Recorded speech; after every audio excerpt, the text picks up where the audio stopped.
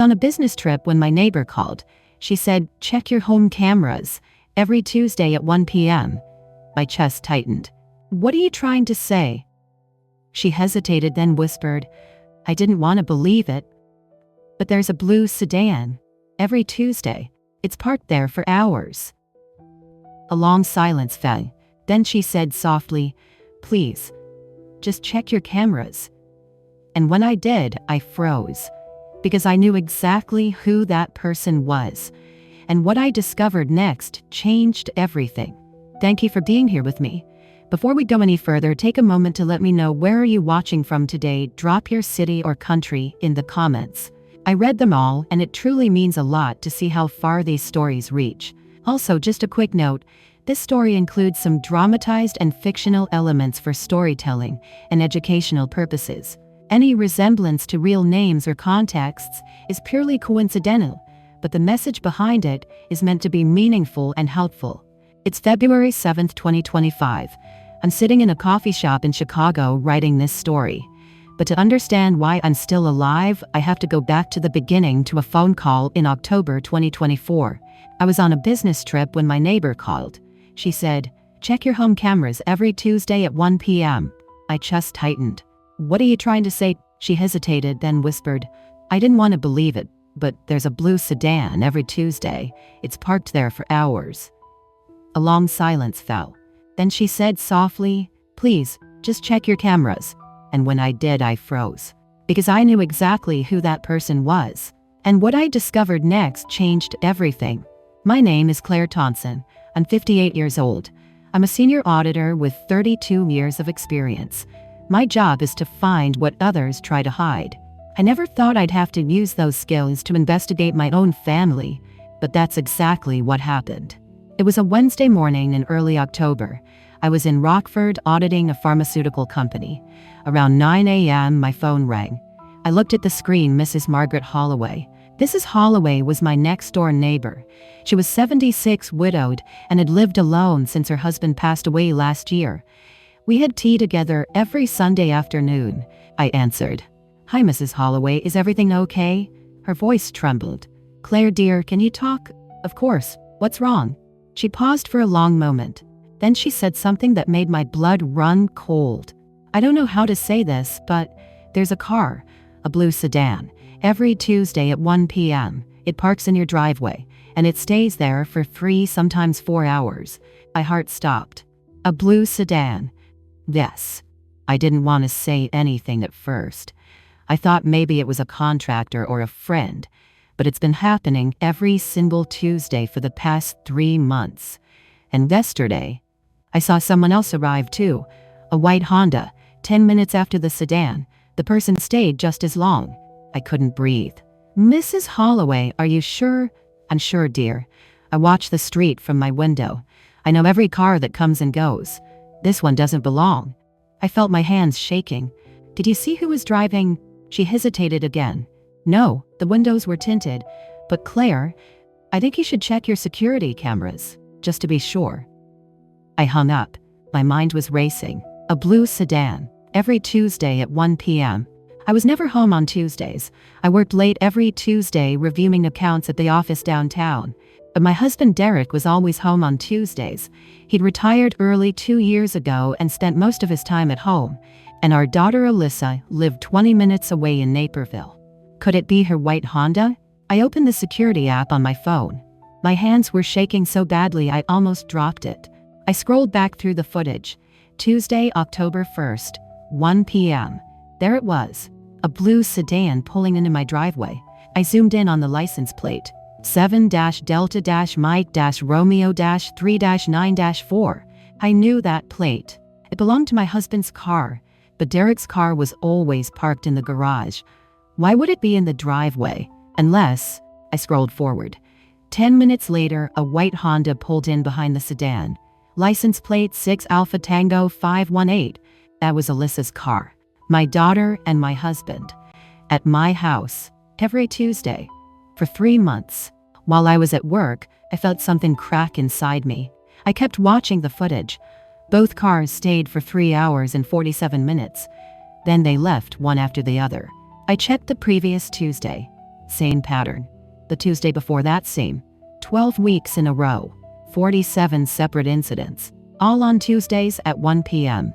I thought it was an affair. I thought my husband was cheating on me with someone and my daughter knew about it. But I was wrong. What I discovered over the next 2 weeks wasn't just infidelity. It was conspiracy. It was fraud. It was attempted murder. And the target was me. This is the story of how I survived. This is the story of how I fought back. And this is the story of how I sent my own family to prison. Wednesday morning, October 9th, 2024. I was in my hotel room in Rockford with my laptop open. The security footage played on the screen. Tuesday, October 1st, 1 p.m. A blue sedan pulled into my driveway. License plate 7, Delta Mike Romeo 394, Derek's car. 10 minutes later, a white Honda arrived. License plate 6, Alpha Tango 518, Alyssa's car. Both stayed for 3 hours and 47 minutes. I scrolled backward. Tuesday, September 24th. Same pattern. Tuesday, September 17th. Same pattern. 12 consecutive weeks, 47 incidents, always Tuesdays at 1 p.m. Every week while I was at work. I opened Excel and documented everything. Dates, times, duration, license plates, screenshots. This was evidence. Then I remembered something. 6 months earlier, Derek asked me to update our life insurance. He said we needed higher coverage because of rising costs. I hadn't questioned it. I pulled out the policy. Policyholder Claire Thompson. Coverage $3.5 million. Issue date March 15, 2024. Beneficiary Derek Michael Thompson. I stared at the signature line. It looked like mine. Almost. I compared it to my passport signature. The slant was different. The pressure inconsistent. The loop on the C slightly wider. Someone had forged my name. My hands shook. This wasn't an affair. This was preparation. I opened my bank statements. Transfers to Alyssa's account, $78,000, 13 payments labeled family support. Derek had been funding her quietly. I texted Alyssa, "Hey sweetie, how are you? Haven't heard from you in a while." She replied 2 minutes later, "I'm good mom, just busy with work, miss you." I stared at the heart emoji. Then I noticed something else. Tuesday, October 8th, 8:47 p.m. last night. Alyssa's car pulled into the driveway. She was alone. She went into the garage. She walked to my car, opened the hood, crouched near the front wheel for 3 minutes. Then she closed the hood, grabbed something from the dashboard, and left. I replayed it 3 times. Why open the hood? Why crouch near the wheel? Why at night? A cold feeling settled in my chest. I called Robert Brennan, my attorney. "Robert, I need to see you today." "What's going on?" "I think my husband is planning something." That afternoon I met him at Willis Tower, 42nd floor. This is everything. Security footage showing a 12-week pattern, a forged life insurance policy worth $3.5 million, $78,000 transferred to my daughter. And last night she was in my garage doing something to my car. Robert reviewed the documents. After 20 minutes his expression darkened. "Claire, this goes beyond fraud. This could be conspiracy to cause serious harm." "I know." "What do you want to do?" "I want to know what they're planning. Then I want to stop it." He leaned back. "You'll need help. I know a private investigator, former FBI Jessica Carver. Set it up. I'll call her now." That evening I checked into a different hotel, not the one Derek knew about. Tomorrow I would drive back to Chicago for work. I opened my laptop and created a new document case file Thompson investigation. I typed everything. Dates, transactions, footage, patterns. But one image haunted me. Alyssa crouched near my car's front wheel in the dark. What was she doing? Why 3 full minutes? I stared at the frozen frame. My daughter. Doing something to my car, in secret. Whatever they were planning, it was in motion. And tomorrow morning, I would be driving that car. Robert Brennan's law office occupied the 42nd floor of the Willis Tower, with floor-to-ceiling windows overlooking downtown Chicago. I'd been here a dozen times over the years, updating our wills, reviewing contracts, the mundane legal work of a long marriage. Today felt different. I arrived at 2 p.m. sharp carrying a leather portfolio that contained 127 pieces of evidence. Bank statements, insurance documents, security footage screenshots, Financial transfers. The forged signature analysis I'd completed that morning. Robert stood when I entered, concern etched across his face. We'd known each other for 15 years. He'd never seen me like this. Claire. He gestured to the chair across from his desk. Tell me everything. I did. Methodically. The way I'd present findings to a board of directors. I walked him through the timeline, the pattern, the financial trail. I showed him the forged insurance policy, the $78,000 transferred to Alyssa, Derek's mounting debt. Robert's face grew pale as he reviewed each document. When he reached the signature comparison, my real signature beside the forgery, he set the page down carefully. This is... He paused. Claire, this is conspiracy to commit murder with your own family. I'm aware. He looked at me for a long moment. You're very calm. I'm an auditor, Robert. When I find fraud, I document it. I don't react to it. That was a lie, of course. Inside, I was screaming. But the auditor in me knew that emotions wouldn't help. Evidence would. Strategy would. Robert leaned forward. We need to file for a protective order immediately, today, and we need to contact the police. No. Claire. A protective order alerts them. They'll know I'm onto them. They'll destroy evidence, change their plan, or worse, accelerate it. That's exactly why we need protection. I met his eyes. I need to catch them red-handed, all three of them. The evidence has to be ironclad. Conspiracy charges require proof of agreement, intent, and action. Right now I have circumstantial evidence. I need them to act. Robert sat back, clearly uncomfortable. You're talking about using yourself as bait. I'm talking about gathering sufficient evidence for prosecution. He was quiet for a long moment. Then, what do you need from me? 3 things. First, I need to revise my will immediately. He pulled out a legal pad. Go on. Everything goes into an irrevocable trust. Alyssa receives a modest annual income enough to live on, but no lump sum. She never gets control of the principal. Derek is removed entirely. You're the executor, Robert wrote quickly. That protects the estate. What else? I need you to recommend a private investigator, someone with law enforcement background. I need surveillance background checks and someone who can coordinate with federal authorities if this escalates. I know someone, former FBI, she's excellent. Good. And third, I paused. I need you to keep the insurance policy active. Robert looked up sharply. Claire, that's the murder weapon. They forged your signature on a $3.5 million. I know what it is. It's also bait. If I cancel it, they'll know something's wrong. I need them to believe they still have something to gain. You're putting yourself at tremendous risk. I've been at risk for 7 months, Robert. I just didn't know it. He studied me, then nodded slowly. I'll have the new will drawn up within an hour. You can sign it today, and I'll call Jessica Carver, the investigator, this afternoon. Thank you. As I stood to leave, my phone buzzed. A text from Alyssa. Mom, coffee this week. Just us two. Miss you. I stared at the heart emoji. Sweet. Innocent. The kind of message any mother would be thrilled to receive from her adult daughter. I wondered if she'd already decided to kill me when she sent it. Robert noticed my expression. What is it? I turned the phone so he could see the message. That's your daughter. That's my daughter. I slipped the phone back into my purse, setting up her next move. Jessica Carver's office was in a renovated brownstone in Lincoln Park, far from the gleaming corporate towers downtown. The space felt lived-in. Case files stacked on a vintage desk, a wall covered with licenses and commendations from her FBI days. She was younger than I expected, maybe early 40s, with sharp eyes that assessed me the moment I walked in. Mrs. Thompson, Robert spoke highly of you. Claire, please. I set my portfolio on her desk. I need your help. For the next 20 minutes, I walked her through everything. The security footage, the forged insurance policy, the financial transfers, the pattern of Tuesday visits spanning 3 months. Jessica flipped through the documents, occasionally making notes. When I finished, she sat back and studied me. You've already done half my job. She tapped the portfolio. You sure you're not FBI? Corporate fraud investigator. Close enough. Close enough. She pulled out a contract.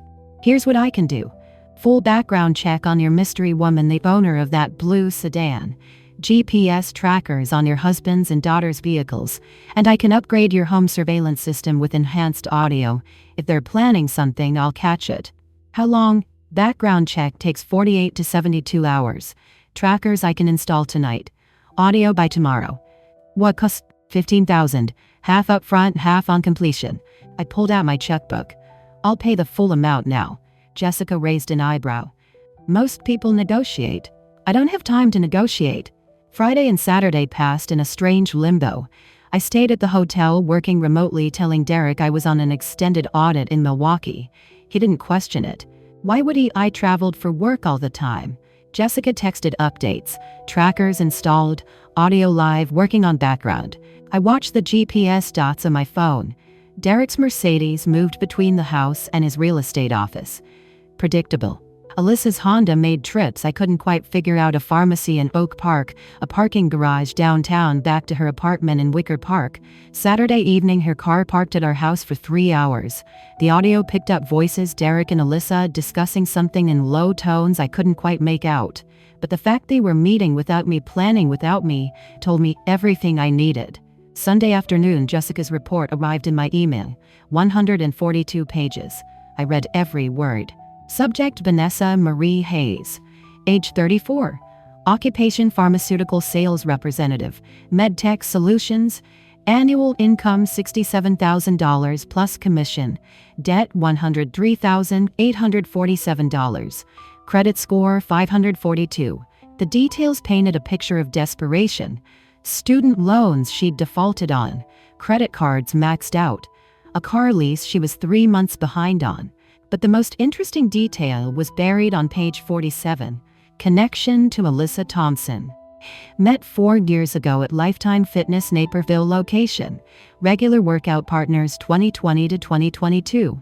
Social media shows frequent contact through 2024. 4 years. Alyssa had known Vanessa for 4 years, long before Derek's affair started. I cross-referenced the financial data. Derek's transfers to Vanessa $15,000 over 6 months. The same time frame as his transfers to Alyssa. This wasn't a simple affair. This was coordination.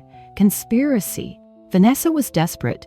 Derek had money, or at least access to the insurance payout he thought I didn't know about. And Alyssa was the connection between them. 3 people, 3 motives, 1 target. Me. Sunday evening, I finally went home. Derek was in the living room watching the Bears game, beer in hand. He looked up when I walked in, smiled that easy smile I'd fallen in love with 32 years ago. "Hey, hon, how was Milwaukee?" "Exhausting." I set my bag down, crossed to him, kissed his cheek. He smelled like beer and aftershave, familiar and ordinary. "Glad you're back." "Me too." I sat beside him on the couch, watched him cheer at a touchdown, felt the weight of his arm around my shoulders, and thought I know everything. Every transfer, every lie. Every Tuesday they'd spent in my home planning my death while I was 60 miles away auditing someone else's fraud. I leaned into him, played the role I'd played for 3 decades. The devoted wife. The woman they thought was too trusting, too naive, too distracted by work to notice. The woman whose life insurance policy was worth $3.5 million. Saturday morning, October 12, 2024. Alyssa came to visit. "Hi, Mom. I just wanted to check on you after the accident." "Are you okay?" I hugged her tightly. "I'm fine, sweetie, just shaken up." She brought tea. Chamomile, my favorite. We sat in the living room and talked for an hour. Around 11 a.m. she went upstairs. "I'm just gonna grab a few things from my old room, is that okay?" "Of course, honey." I didn't think anything of it. But I should've. That evening, I went to take my blood pressure medication. I opened the medicine cabinet in the upstairs bathroom. The bottle was gone. I checked the other cabinets, the kitchen, the nightstand, everywhere. It was gone. Only one medication was missing, the most important one. My blood pressure had been high for the past 2 years, 140/95. My doctor had prescribed a daily medication to keep it under control. If I stopped taking it suddenly, my blood pressure would spike within days. Stroke risk, heart attack risk. This wasn't random. This was targeted. Sunday morning, I confronted Alyssa. She came over for brunch. I had invited her, pretending nothing was wrong. "Alyssa, did you see my blood pressure medication yesterday? I can't find it anywhere." She looked at me with wide, innocent eyes. No, Mom, I didn't see it. Maybe you misplaced it. I don't misplace things, Alyssa. I'm an auditor. I keep track of everything. She shrugged. I don't know what to tell you. Maybe Dad moved it. I smiled. Maybe. But I knew. After she left, I immediately called my pharmacy. This is Claire Thompson. I need an emergency refill on my blood pressure medication. The bottle went missing. The pharmacist hesitated. Mrs. Thompson, your insurance only covers one refill per month. You just picked this up 2 weeks ago. I understand. I'll pay out of pocket. This is an emergency. All right, it'll be ready in an hour. Then I called Jessica Carver. Jessica, I need you to review the footage from yesterday. Alyssa was here. She went upstairs to her old room. I need to know what she did. Jessica called back 30 minutes later. Claire, I found it. Saturday, 11:17 a.m. Alyssa went upstairs. She entered the bathroom. She opened the medicine cabinet. She took a prescription bottle and put it in her purse. Total time 45 seconds. I closed my eyes. Send me the footage. Already done. Check your email. I watched the footage 3 times. There was no doubt. My daughter had stolen my medication. That evening, I sat at my desk and opened the case file. I created a new entry. Attack number 1, medication theft. Date October 12th, 2024, 11:17 a.m. Location upstairs bathroom. Perpetrator Alyssa Thompson confirmed via security footage. Item stolen. Blood pressure medication. Lisinopril. 20 milligrams. Intent medical harm via medication denial. Evidence security footage. 45 seconds pharmacy emergency refill request. Risk level medium status first escalation. Monitoring required. I leaned back in my chair. This was no longer just suspicion. This was a pattern. The forged insurance policy. The financial transfers. The brake sabotage. And now stealing my medication. They were trying to harm me. Slowly. Carefully, in ways that could look accidental or natural. I called Jessica again. Jessica, I need you to upgrade the audio surveillance. 24/7, every room. I need to know what they're planning next. She replied immediately. Already done. I upgraded the system this afternoon while you were at the pharmacy. Every room is covered. If they say anything, we'll hear it. I hung up and stared at the case file. 3 attacks so far. Brake sabotage. Medication theft, and I had no doubt there would be more. But now I was ready. I was documenting everything. I was gathering evidence. And when the time came, I would use it. I stayed silent, watching. Monday morning, I sent the text. Coffee, just us two. Alyssa's reply came within 30 seconds. Yes, miss you, Mom. I stared at the heart emoji. Was this her way in for attack number 2? Or was I genuinely still her mother in whatever compartment of her mind hadn't committed to killing me? We met at the Starbucks on Ogden Avenue at 10 a.m. I arrived early, ordered her favorite venti caramel macchiato with extra whip, and sat by the window where Jessica's surveillance van had a clear line of sight. Alyssa walked in looking tired, dark circles under her eyes, hair pulled into a messy bun. She hugged me tight and I felt her hands shake. Hey, sweetie, you okay? Yeah, just been a rough couple weeks. She took the coffee I'd ordered, smiled. You remembered? Of course I remembered. We sat, made small talk about her work, my work, the weather. I let her settle. Then I leaned forward. Alyssa, I need to ask you something, and I need the truth. Her face went careful. Okay. The money Dad's been giving you, $78,000 over 6 months. What's it for? Oh, the color drained from her face. Mom, the truth, Alyssa. She broke, just collapsed into tears, hands covering her face. I'm so sorry. I'm so sorry. I waited. It's gambling. Her voice was barely a whisper. Started in college. Online poker, then sports betting. I thought I could control it, but I couldn't. It got worse after graduation. I'm $95,000 in debt. $95,000. The number Jessica had found. Hearing it from Alyssa's mouth made it real. How much does Dad know? Everything. He's been helping me pay it off, $78,000 so far, but I still owe 17 to people you don't want to owe money to. Loan sharks. She nodded, wiping her eyes. They've threatened me. Showed me a gun. Said if I don't pay by Thanksgiving, She couldn't finish. I reached across the table, took her hand. It was shaking. Why didn't you come to me? I was ashamed. And Dad said you'd be so disappointed that it would break your heart. Dad said, of course he did. Keep Alyssa isolated, keep her desperate, keep her compliant. Alyssa, I squeezed her hand. I'm going to help you. Mom, you can't, it's too much money. I'm going to give you $20,000. That clears the debt and gives you a buffer. But you have to promise me 2 things. No more gambling, and you get help. Real help. Therapy, Gamblers Anonymous, whatever it takes. She stared at me. You'd do that? You're my daughter. Of course I would. She broke down again, sobbing into her hands. Thank you, God, Mom, thank you, I promise. I swear I'll get help. I held her while she cried, rubbed her back, whispered that it would be okay, and thought $20,000 to see where it goes. That afternoon I transferred the money, texted her, transferred the money, sweetheart. Love you. Her reply, love you too, Mom, thank you so much.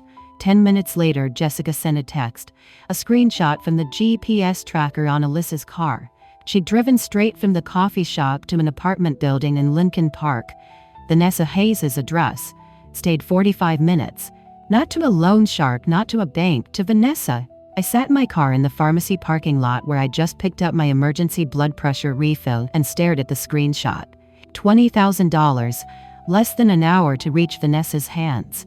My phone buzzed again. Alyssa's text, love you, Mom. I looked at the heart emoji, at the words, love you. How does someone type that? How does someone hug their mother, cry in her arms, accept her money, say, I love you, and then drive straight to the woman helping plan her murder? I didn't have an answer, but I had evidence. Tuesday passed quietly. Too quietly. I worked from home, watched the GPS trackers, waited for the next move.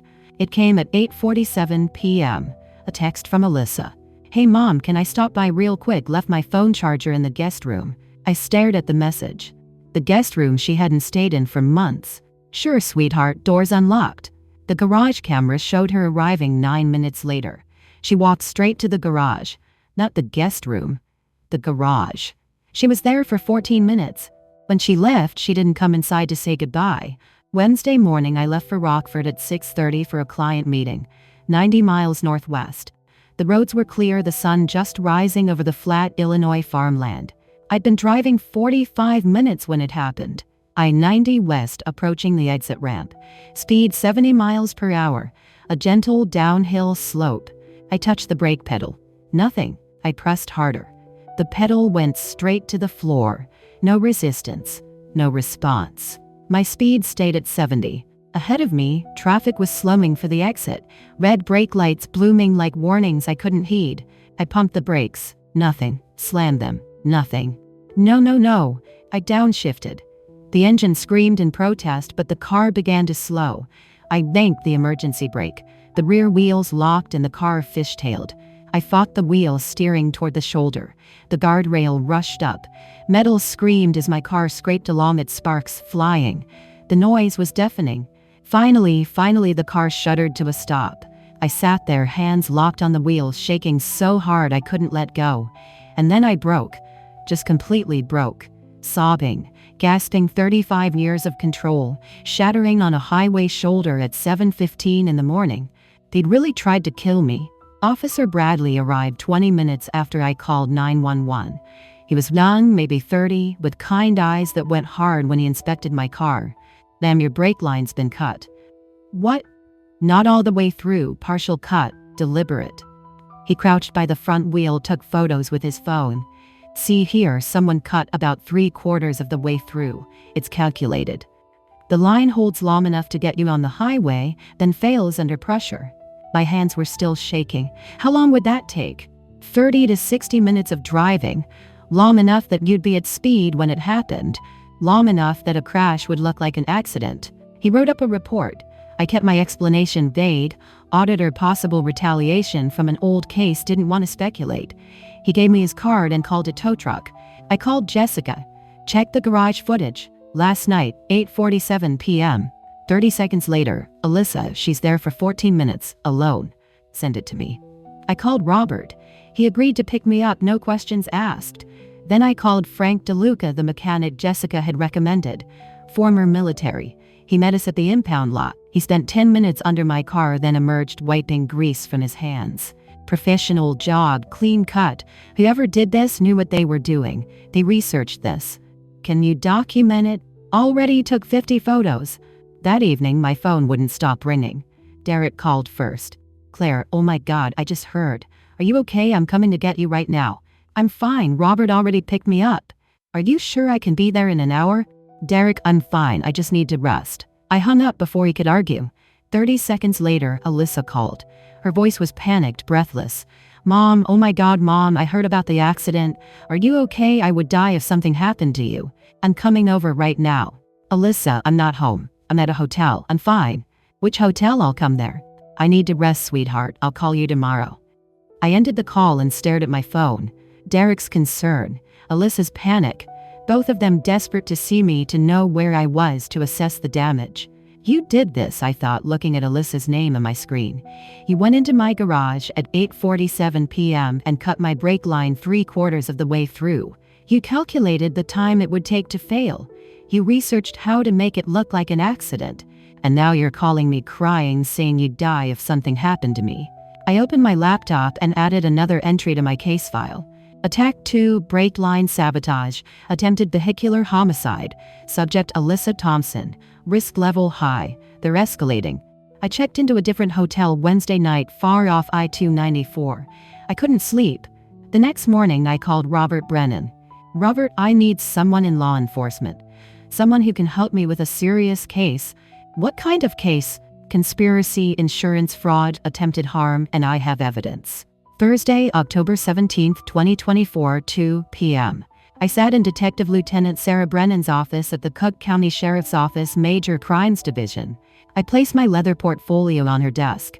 147 pieces of evidence, security footage, financial records, forged insurance documents, private investigator reports, police reports on brake sabotage, audio recordings. She read carefully. After 15 minutes, she looked up. Mrs. Thompson, in 20 years as a detective, I have never seen a civilian build a case file this detailed. I'm an auditor. I know how to follow evidence. She nodded. We have grounds to open a criminal investigation. Conspiracy, attempted harm, insurance fraud, forgery, sabotage. But there's a problem. My chest tightened. What problem? The listening devices and GPS trackers your private investigator installed were placed without a court order. Defense attorneys will argue the evidence was obtained illegally. They'll move to suppress it. The judge may agree. So everything Jessica found is useless. Not useless, vulnerable. We need to legitimize it, she explained. What you've gathered gives us probable cause. The forged insurance policy, financial transfers, brake sabotage, those are solid. But audio recordings of private conversations are in a legal gray area. What do? We get a court order. I'll petition a judge for a surveillance order under exigent circumstances. You've survived 2 attempts. There's clear danger. A judge will grant it. She leaned forward. Once I have that order, anything we record is admissible, clean, unquestionable. But you stay quiet. Don't confront them. If they suspect, they'll stop talking. How long? I'll file this afternoon. Emergency orders can be granted within hours. What happens after? We set up a controlled scenario. You go home, act vulnerable, give them an opportunity to try again. You'll be wired. We'll have a tactical team within 1 minute. The moment they confess on tape under a legal court order, we move in. Friday, October 18th. Detective Brennan called at 9 a.m. We have the order. Judge signed it an hour ago. Everything from this point forward is legally protected evidence. Relief flooded through me. Meet me this afternoon. Assistant State's Attorney Michael Torres wants to review the case. That afternoon, I sat across from Brennan and Torres in a conference room. Torres reviewed my file slowly. After 30 minutes, he looked up. This is one of the most well-documented conspiracy cases I've seen. The forged signature is prosecutable. The brake sabotage is attempted harm. The financial transfers establish motive. But we need the final piece. What piece? A confession. We need them to say on tape that they plan to harm you and why. We need them to discuss the insurance money. I can get that. Torres leaned forward. You understand the risk you're putting yourself in immediate danger. I understand. You're willing to wear a recording device. Yes. Brennan laid out the plan.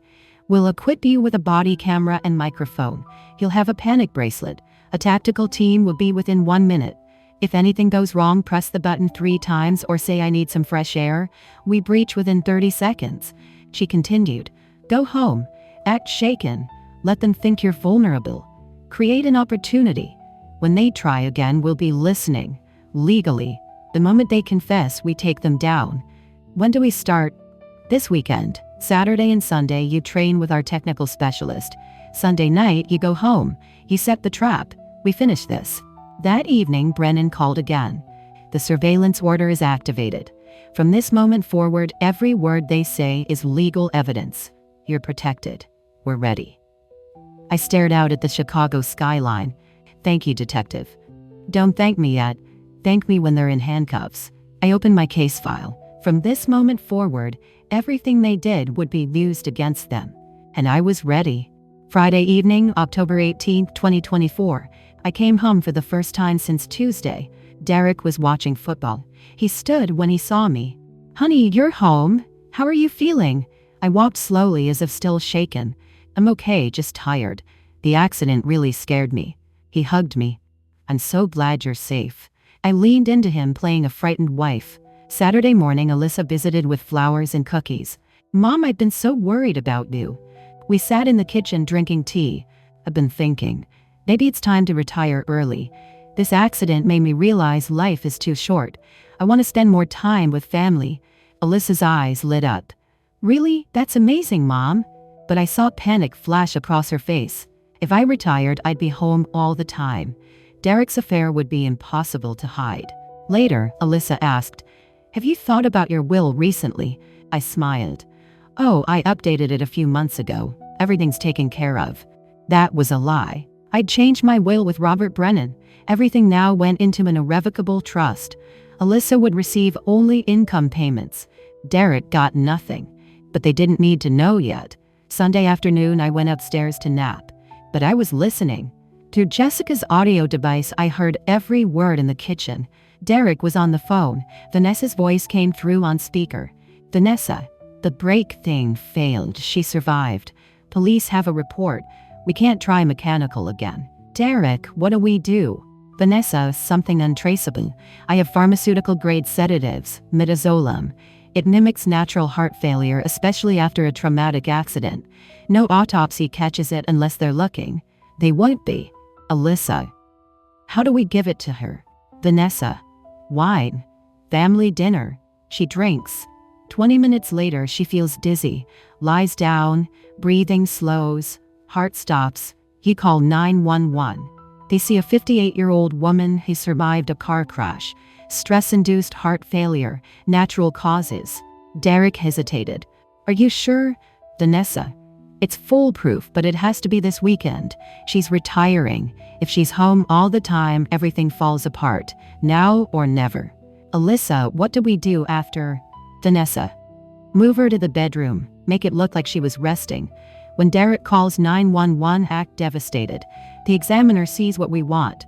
Derek's voice shook. The insurance money. Vanessa, $3.5 million, 30 days after death certificate.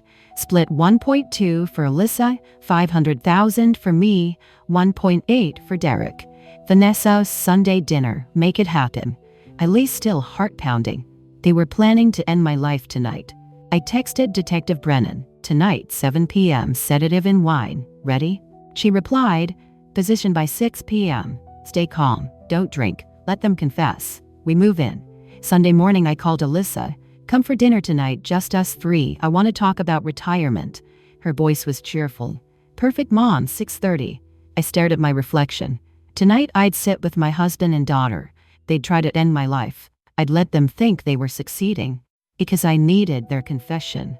8 months, Derek, you planned to harm me for 8 months. It took me 1 week to stop everything. Tonight, it would end. At 5 p.m., I visited Mrs. Holloway. She hugged me. Be careful tonight, dear. I whispered, you saved my life, Margaret, that first call. She held my hands. Now you're saving your own. I walked back outside. October air was cold.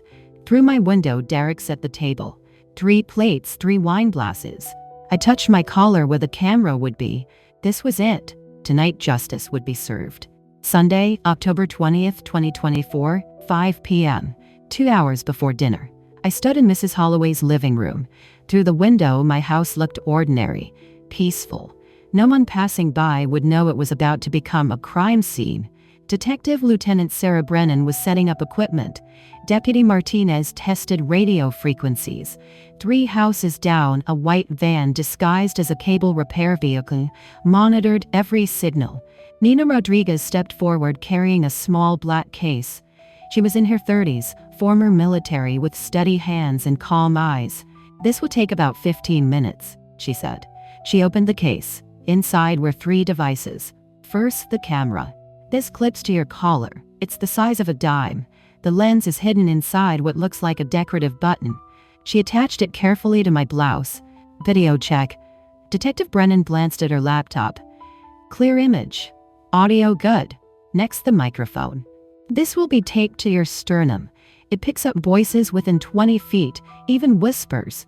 Nina pressed the cold metal device against my chest and secured it with medical tape. I felt it against my skin. Cold. Unyielding. A constant reminder that this wasn't just an investigation on paper anymore. This was real. This was dangerous. "Breathe normally," Nina said. "Don't touch it. If something feels wrong, cough twice and we'll check the feed." Finally, the panic bracelet. It looks like jewelry. But if you press this button 3 times in quick succession, our tactical team enters within 30 seconds. She fastened it around my wrist. Only use it if you're in immediate physical danger. Otherwise, let them talk. We need their full confession on tape. Nina stepped back. "Now we test everything, say something." I spoke clearly. "This is Claire Thompson, testing audio." Detective Brennan checked her screen. "Perfect. We're receiving everything." Nina nodded. "Now the panic signal. See the code phrase." I took a breath. "I need some fresh air." Immediately, Deputy Martinez's radio crackled. "Code phrase received. Signal clear." Detective Brennan looked at me. "If you say that phrase or press the button, we breach within 30 seconds. No hesitation." She continued. "One last review. You go home at 6:28. Act normal. If they offer wine, do not drink it. Use the diversion technique we practiced. Pour it into the plant when they're not looking. Then pretend to feel dizzy. Lie on the couch. Pretend to pass out. Let them believe it worked. That's when they'll talk freely." I nodded. "I understand." Assistant State's Attorney Michael Torres spoke. "The moment they verbally confirm intent, motive, and coordination, we have enough to prosecute. But if you feel unsafe at any point, trigger the signal immediately." Detective Brennan added. 6 officers are in position. 2 in the van monitoring live feed. 2 on foot patrol disguised as joggers. 1 inside this house with direct sight to your front door. 1 behind your property covering the rear exit. She met my eyes. "We've got you covered, Mrs. Thompson." I looked around the room at all of them. "Thank you, all of you." Detective Brennan rested a hand on my shoulder. "What you're doing tonight takes extraordinary courage. Most people wouldn't be able to stay this calm." I replied, "I'm an auditor. I spent 32 years following evidence trails. This is just another case." She gave a tight smile. "Another case where your life is on the line." "Yes," I said. "But I won't let them win." At 6:15, I walked next door one last time. Mrs. Holloway wrapped me in a tight embrace. Her hands were shaking. "Be careful, dear, please." I whispered, "You saved my life, Margaret." "That phone call saved me." She squeezed my hands. "Now finish it." I walked back outside. The October air was cold. The sun dipped low behind the houses. Through my kitchen window, I saw Derek pouring wine into 3 glasses. Then he reached into his pocket, a small vial. He glanced around, then emptied it into the glass on the left. My glass. I studied my breathing. I adjusted the camera on my collar. I felt the microphone cold against my chest. I touched the panic bracelet on my wrist. Detective Brennan's voice came through a small earpiece Nina had placed in my ear. "Mrs. Thompson, it's 6:28. You know what to do. We're right behind you." I took one last deep breath. Then I opened the front door. "Honey, I'm home." Sunday, October 20th, 2024, 6:30 p.m. I walked into the kitchen. Derek stood at the stove stirring marinara. The smell of lasagna filled the house. On the counter sat 3 wine glasses, red wine already poured. Derek looked up and smiled. "Hey honey, you're just in time." I smiled back. "Smells amazing." Behind that smile, I saw a threat. The doorbell rang. "That must be Alyssa," Derek said. I opened the door. Alyssa stood there with a small bouquet. "Hi, Mom." She hugged me tightly. I hugged her back, the cold metal of the camera brooch pressing against my chest. Every word, every movement, the Cook County Sheriff's Office was recording it all. We sat at the table. Derek raised his glass, to family, to the good days ahead. Alyssa lifted hers, to Mom. I studied the wine before me. This was the contaminated glass. I knew it, the detectives knew it. I couldn't let them suspect. Detective Brennan had trained me for hours. Do not let the glass touch your lips. Do not swallow anything. The substance can absorb through the mouth in seconds. I lifted the glass and let it brush my lips without drinking. Then I set it down and smiled. "This wine is delicious." Derek watched me, then nodded, satisfied. 5 minutes later, Alyssa went to the kitchen for water. This was my chance. I dropped my napkin. "Sorry." As I bent, I poured most of the wine into the potted plant beside the table. 3 seconds, that was all. When Alyssa returned, my glass was nearly empty. Derek glanced at it and smiled. "You drank that fast." "You know I love red wine." We ate. Derek checked his watch. 7:05, then 7:10. The substance should have worked by now. I was still talking, smiling. At 7:15, I stood slowly, bracing myself. "I'm feeling dizzy. I need to lie down." They exchanged a glance. "Do you want help to the bedroom?" Derek asked. "I'll rest on the couch." I lay down, closed my eyes, slowed my breathing, and went limp. From the kitchen, Derek whispered, "Is she out?" "I don't know," Alyssa said. Vanessa said 10 to 20 minutes. It's been almost an hour. Maybe she didn't drink enough. She drank the whole glass. I saw her. Alyssa knelt beside me, checking my pulse. It's weak. Breathing is slow.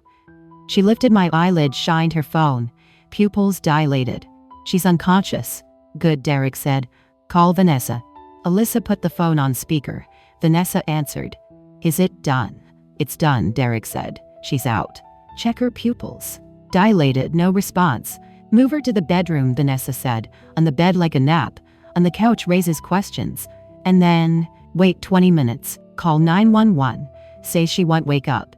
Stress-related heart failure. No suspicion." Alyssa whispered. "The insurance." 3.5 million, Vanessa said. "Derek gets 1.8. You get 1.2. I get 500,000. Alyssa frowned. "Why do I get more?" "Because you're her daughter," Vanessa said. "No one questions that." Derek nodded. "All right." "Dad," Alyssa said, "carry Mom to the bedroom." Derek bent to lift me. I opened my eyes and looked straight at him. He stumbled back. "How are you?" "I didn't drink the wine," I said calmly. Alyssa went pale. "Mom." "Did you hear?" "Everything." Vanessa screamed through the phone. "Hang up." I opened my coat and showed the camera. The Cook County Sheriff's Office recorded all of this. Derek shook. "You planned this." 8 months, I said. "You planned to harm me for 8 months. It took me 1 week to stop you." My heart pounded, but my voice stayed steady as I waited, knowing the moment justice arrived would finally end their control over my life forever. Tonight, here. The front door burst open. "Cook County Sheriff, hands up now. If you're still here with me, drop any number from 1 to 10 in the comments so I know you're staying. And tell me this, if you were lying there, hearing your own family plan your death, would you keep pretending a little longer to hear everything? Or would you stand up right now and end it?" One quick note before we continue: parts of the next story are dramatized and may not be entirely factual. If this isn't something you want to hear, you're free to stop watching here. 6 deputies stormed into the house, weapons drawn. Cook County Sheriff, hands where we can see them on the ground now. Derek raised his hands, trembling. Alyssa screamed. No, this isn't on the ground." Derek dropped to his knees, then lay flat on the floor.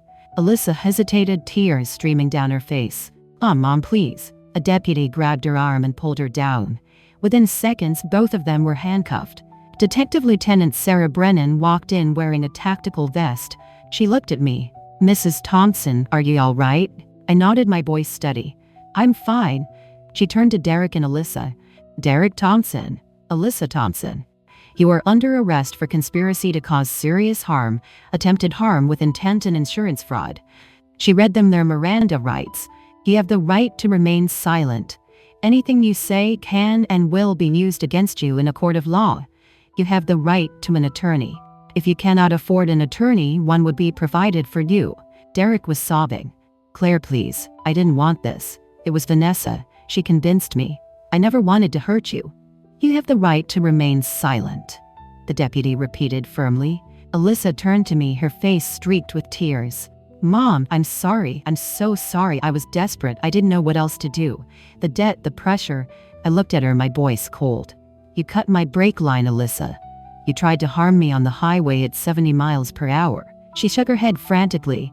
"It wasn't supposed to be like that," Vanessa said. "It would be quick, that you wouldn't feel anything, that it would look like an accident." "Stop talking," the deputy snapped, but it was too late. Every word was being recorded. Another deputy entered, holding up a phone. "Detective, we have Vanessa Hayes on the line. She's still connected." Detective Brennan took the phone. "Ms. Hayes, this is Detective Lieutenant Sarah Brennan with the Cook County Sheriff's Office. We have a warrant for your arrest. Officers are en route to your location right now." There was silence on the other end. Then Vanessa's voice, ice cold. "You recorded everything?" "Yes." "And you have enough to prosecute?" "More than enough." Vanessa laughed bitterly. "Well played, Mrs. Thompson. Well played." The line went dead. Derek was led out first, still sobbing. Alyssa looked back at me one last time as the deputies guided her toward the door. She mouthed the words, "Mom, please." I looked away. She was taken outside into the waiting patrol car.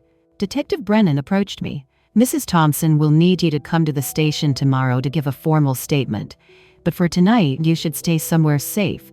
Is there anyone you can call?" I nodded. "Mrs. Holloway, my neighbor." "Good. Deputy Martinez will escort you." I looked around the house. The dining table still had the lasagna, the wine glasses, the flowers Alyssa had brought. It looked like a normal family dinner, but it wasn't. It was a crime scene. I walked into the kitchen. The wine bottle was still on the counter. Detective Brennan followed me. "We'll need to test that." I picked up the bottle carefully and handed it to her. Vanessa said it was a sedative, something that would stop my heart and look like natural causes. She nodded grimly. "We'll run a full toxicology analysis." I stared at the bottle. This was supposed to end my life. This was supposed to be the last thing I ever drank. But I was still here. I survived. I fought back. And I won. Detective Brennan placed a hand on my shoulder. "Mrs. Thompson, what you did tonight took incredible courage. Most people wouldn't have been able to stay that calm." I looked at her. "I'm an auditor detective. I've spent 32 years finding fraud, uncovering lies, and following evidence. This was just another case." She smiled slightly. "Another case where the target was your own life." I nodded. "Yes, but I wasn't going to let them win." That night, I stayed at Mrs. Holloway's house. She made me tea and held my hand while I cried. "You're safe now, dear," she whispered. "You're safe." But I wasn't thinking about safety. I was thinking about the trial. I was thinking about the evidence. I was thinking about justice. 2 weeks later, Vanessa Hayes was arrested at her apartment in Lincoln Park. She didn't resist. She didn't say a word. She was charged with conspiracy to cause serious harm, distribution of controlled substances with intent to harm, and insurance fraud. 3 months later, the trial began. And I was ready. I stood up from the couch, steady, calm. Alyssa's face went from confusion to horror. "Mom, how are you?" "Awake." I finished. I'd been awake the whole time. Derek stepped forward, hands raised like he could somehow undo what I'd heard. "Claire, I can explain. Explain forging my signature, cutting my brake lines, poisoning my wine. It's not what you think." I pointed to the brooch on my collar. "Hidden camera." I touched my chest. "Wire. The sheriff's office has recorded every word." Alyssa stumbled backward. Derek's phone was still in his hand, Vanessa on the line. "Vanessa," he said into it, voice shaking. "She knows." I crossed the room and took the phone from him. "Ms. Hayes, this is Claire Thompson. The sheriff's office has recorded this call. There's a warrant for your arrest. They know where you live." The line went dead. I set the phone down and looked at my daughter. "Mom," Alyssa said, desperation flooding her voice. "I was scared, I was desperate, the debts. I gave you $20,000, the debts were paid, and you still tried to kill me that same night." My voice was cold, steady. "This isn't desperation, Alyssa. This is greed." I touched the brooch. "Detective Brennan, I have the confession." 3 seconds later, the front door exploded inward.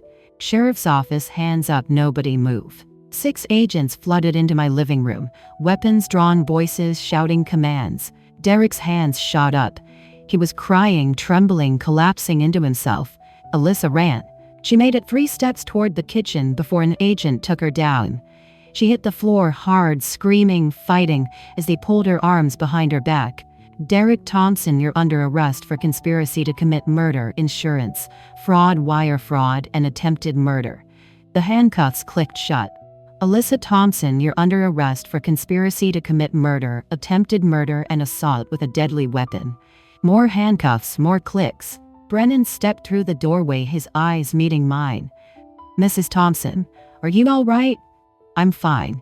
Alyssa was on her knees, handcuffed, an agent holding her arm. She looked up at me, tears streaming. "Mom, please, I didn't mean it. Vanessa manipulated me. You cut my brake lines," I said quietly. "You called me a body." Her face changed. The desperation vanished. What replaced it was something uglier.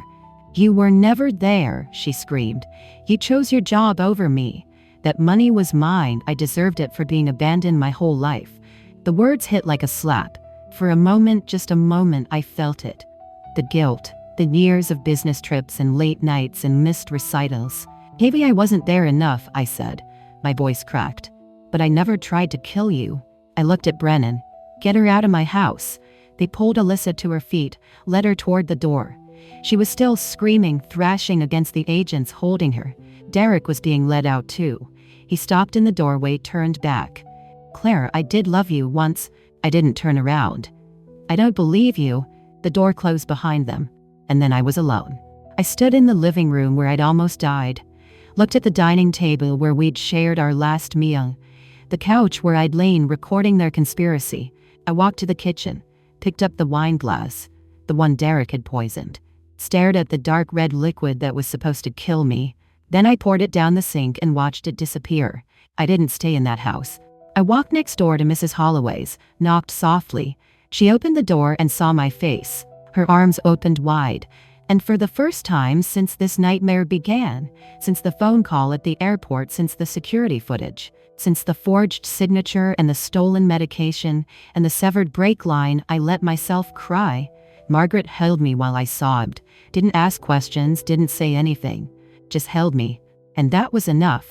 3 months later, I sat in a federal courtroom and watched my daughter get sentenced to 20 years in prison. She looked at me once. I looked away. The trial had begun in December.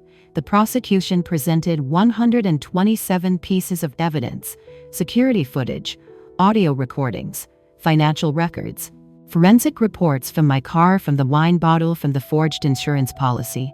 I testified for 5 hours, answered every question calmly, factually, walked the jury through the timeline, the phone call from Mrs. Holloway, the 47 incidents I'd logged, the medication theft, the brake line, the dinner. The prosecutor asked me, "Mrs. Thompson, the defendant is your daughter. How do you feel about testifying against her?" I looked at Alyssa. She was staring at the table, wouldn't meet my eyes. I said, that I'm doing the right thing. The defense attorneys tried everything.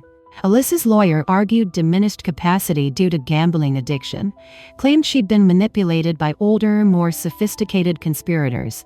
Derek's lawyer claimed coercion, said Vanessa had controlled him, threatened him, forced his participation. Vanessa's lawyer argued the evidence was circumstantial, no direct proof of intent. But then the prosecution played the audio, all of it. Vanessa's voice giving instructions on how to fake a natural death. Derek and Alyssa discussing the insurance payout, the brake line confession, the medication theft, the money split argument. And finally Alyssa's voice cold and clear. "We have a body to move." The jury deliberated for 4 hours. When they came back, the verdict was unanimous. Derek Thompson guilty on all counts. Alyssa Thompson guilty on all counts. Vanessa Hayes guilty on all counts. Sentencing came 2 weeks later, January 15, 2025. The judge was a woman in her 60s, gray-haired with sharp eyes that had seen too many criminals try to justify the unjustifiable. The conspiracy to murder a wife and mother for financial gain, she said, demonstrates an extreme disregard for human life. The defendants planned this crime for 8 months. They made 2 previous attempts on Mrs. Thompson's life, and they have shown no remorse. She looked at Derek first. Derek Thompson, 18 years in federal prison. Derek's head dropped. His lawyer put a hand on his shoulder. Then she turned to Alyssa. Alyssa Thompson, the court recognizes your age, 23 years old. Ordinarily, youth might be a mitigating factor, but your actions demonstrate sophisticated planning, deliberate execution, and a complete absence of empathy. You targeted your own mother. You cut her brake lines. You called her a body. The judge's voice hardened. There will be no mercy. 20 years in federal prison. Alyssa's face crumpled. She started crying. Finally, Vanessa Hayes. You orchestrated this conspiracy. You provided the means and method. You manipulated 2 people into committing murder. 22 years in federal prison. The judge's gavel came down. These are federal sentences. There is no parole. No parole. That meant they'd serve at least 85% of their time. Alyssa would be 43 when she got out. Derek would be 79. Vanessa would be 56. As the guards led Alyssa away, she turned back, looked at me in the gallery. Her face was streaked with tears, her eyes desperate. She mouthed 2 words, "Mom, please." I looked away, looked straight ahead at the empty judge's bench, and I didn't look back. 2 weeks later, a letter arrived at my new apartment. A prison envelope. Alyssa's handwriting neat and careful on the front. I sat at my kitchen table and stared at it for 10 minutes. Then I stood up, walked to my office, and fed it into the paper shredder. I didn't read it. I didn't need to know what it said. She'd had her chance to speak to me. At the dinner table where she'd tried to poison me. In the living room where she'd discussed moving my body. In the courtroom where she'd claimed to be a victim. I was done listening. I was done being her mother. The shredder whirred. The envelope disappeared into thin strips of paper, and I walked away. October 2025. 1 year later, I stood in front of a support group at a crisis center in downtown Chicago and said the words I never thought I'd say out loud. My name is Claire, and my daughter tried to murder me for insurance money. 12 faces looked back at me. Some nodded, some looked away. All of them understood. I'm a forensic accountant. I continued. 1 year ago, I discovered my husband's affair. My daughter was helping him. Together with his mistress, they planned to kill me for $3.5 million. I took a breath, kept going. They tried 3 times. They stole my medication. They cut my brake lines. They poisoned my wine. A woman in the front row pressed her hand to her mouth. Now they're in federal prison. My husband got 18 years. My daughter got 20. The mistress got 22. I looked around the room, saw pain, saw recognition, saw people who'd been where I was. I'm telling you this because I want you to know something. You can survive betrayal. You can fight back. You can win. I paused. Let that sink in. But winning isn't the end. Healing is a process. There are days I'm angry. Days I'm so sad I can barely get out of bed. Days I just exist. Go through the motions. Feel nothing. I saw heads nodding. The point is, keep moving forward. Document everything. Every text, every email, every conversation. Trust your instincts. If something feels wrong, it probably is. And don't be afraid to ask for help. When I sat down, 3 people came up to thank me, to tell me their stories, to ask questions. This was why I came every Sunday, to this room, to these people, because if I could help one person avoid what I went through, it was worth it. Later that afternoon, I had coffee with Margaret. We'd made it a tradition. Every Sunday after the support group, I'd walk to her house. She'd make tea. I'd bring cookies. We'd sit in her living room and talk about nothing important. Another letter from Alyssa. She asked, pouring Earl Grey into flowered cups. 3rd one this month. I took a cookie from the plate. I don't read them. Robert checks to make sure there are no legal issues, then he destroys them. Will you ever forgive her? I was quiet for a long time, watched steam rise from my tea. I don't know, I said finally. Maybe never. Right now I need distance. Margaret reached across the table and squeezed my hand. Forgiveness is for you, not for her. You'll know when you're ready, or if you ever are. Thank you, I said, for calling me that day, for saving my life. Oh, sweetheart. Her eyes filled with tears. That's what neighbors do. But she wasn't just my neighbor anymore. She was family. After the support group meeting, a young woman approached me in the parking lot. Excuse me, Claire. I turned. She was maybe 30 with dark circles under her eyes and hands that wouldn't stop shaking. My name is Sarah. My husband, he's forging my signature on loan documents, credit cards, a second mortgage on our house. I don't know what to do. I recognized that look, the fear, the confusion, the desperate need for someone to believe her. First, I said gently, you did the right thing by recognizing it. That's the hardest part. I gestured to a bench. Sit down, tell me everything. She pulled out her phone, showed me photos of documents, statements, forms with signatures that looked like hers but weren't quite right. That's evidence, I told her. Have you contacted an attorney yet? She shook her head. I pulled out my notebook, the same one I'd used to document my own case. Okay, let's start from the beginning. For the next hour, I listened. I took notes. I asked questions. I gave her Robert's number. I told her about Jessica Carver, the private investigator. I explained how to document everything, how to protect herself, how to build a case. And as I watched her write down names and numbers, something settled in my chest. I couldn't save my daughter, but maybe I could save someone else's mother, someone else's wife, someone else's life. I'm 59 years old now.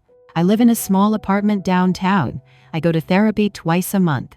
I attend the support group every Sunday. I have coffee with Margaret every week. I don't talk to my daughter. I don't visit her. I don't read her letters. Maybe someday I will. Maybe someday I'll be ready. But not today. Today, I'm helping Sarah build her case. I'm mentoring 2 other women through their own investigations. I'm consulting with attorneys on financial fraud cases. I survived. I fought back. I won. And now I'm helping others do the same. That's enough. That's more than enough. That's everything. Looking back on everything that happened, I realize this isn't just my story. It's one of countless family drama stories that unfold every day, stories of betrayal, survival, and the strength we didn't know we had. If you take anything from what I've shared, let it be this. Don't be like me. Don't ignore the red flags. Don't dismiss your instincts. Don't assume that family loyalty is a shield against greed or desperation. I spent 35 years building a career, raising a daughter, trusting a husband. I thought work ethic and financial stability would protect us. But I was so focused on providing that I missed the warning signs. I missed the distance growing between Alyssa and me. I missed the resentment building in Derek's heart. These family drama stories don't start with poison and break lines. They start with small cracks, unresolved anger, mounting debt, unmet expectations. By the time I recognized the danger, I was already their target. The lessons I learned. First, trust your instincts. When Mrs. Holloway called me that day, something in her voice told me this wasn't a false alarm. Like the grandma stories we hear about elderly neighbors who sense trouble, Margaret saved my life because she trusted what she saw. Second, document everything. In family drama stories like mine, evidence is survival. Every screenshot, every recording, every witness becomes your lifeline when everyone you love turns into a conspirator. Third, you can't save people who don't want to be saved. I gave Alyssa $20,000. I offered therapy. I gave her chances. But she'd chosen greed over grace. Sometimes the hardest truth is accepting that love isn't enough. Fourth, forgiveness is personal. As Margaret, whose wisdom rivals the best grandma stories, told me, forgiveness is for you, not for her. Maybe someday I'll forgive Alyssa. Maybe I won't. God knows my heart, and He knows I'm trying to heal in my own time. Faith doesn't mean accepting betrayal. It means trusting that justice and mercy will find their balance, even when I can't see it yet. Finally, build your own family. The grandma stories worth telling are about neighbors who become angels, like Margaret opening her door, holding me while I cried, becoming the family I needed when my own fell apart. If you're living your own family drama right now, know this: you are stronger than you think. You can survive betrayal. You can fight back. You can rebuild. But you have to start by trusting yourself. Final note: this story contains dramatized storytelling elements for educational purposes. Some details are fictionalized, but the lessons and messages are entirely valuable. If this style isn't for you, that's okay. Please seek content that better